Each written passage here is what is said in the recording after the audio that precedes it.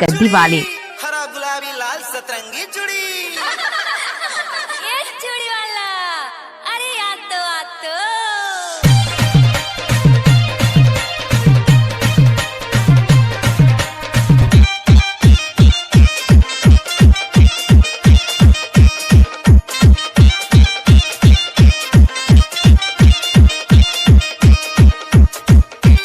Exclusive remix by DJ Sonu.